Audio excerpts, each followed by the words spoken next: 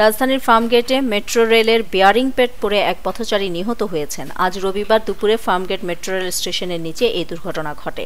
প্রত্যক্ষদর্শীরা জানান, নিহত ওই ব্যক্তি ফুটপাত দিয়ে হেঁটে যাচ্ছিলেন। মেট্রো রেল চলার সময় হঠাৎ একটি বেয়ারিং প্যাড উপর থেকে ওই ব্যক্তির মাথায় পড়ে।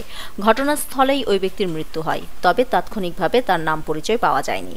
তেজগাঁও থানা পুলিশের উপপরিদর্শক শহীদুজ্জামান বলেন, আমরা ডিউটিরত অবস্থায় পাশেই ছিলাম। খবর পেয়ে দ্রুত এসে দেখি একজন মৃত অবস্থায় পড়ে আছে। এই ঘটনার পর এখন পর্যন্ত মেট্রো রেল চলাচল বন্ধ আছে। এদিকে রাজধানীর ফার্মগেট স্টেশন এলাকায় মেট্রো রেলের একটি পিলারের বেয়ারিং প্যাড খুলে পথচারীর মৃত্যুর ঘটনায় 5 সদস্যের একটি তদন্ত কমিটি গঠন করা হয়েছে বলে জানিয়েছেন সড়ক পরিবহন ও সেতু মন্ত্রণালয়ের উপদেষ্টা ফজলুল কবির খান। তিনি আরও জানিয়েছেন, পরবর্তী নির্দেশনা না আসা পর্যন্ত আপাতত শুধু দিয়াবাড়ি থেকে আগারগাঁও স্টেশন পর্যন্ত মেট্রো রেল চালু থাকবে। নিউজ ডেস্ক, দৈনিক পূর্বকোণ।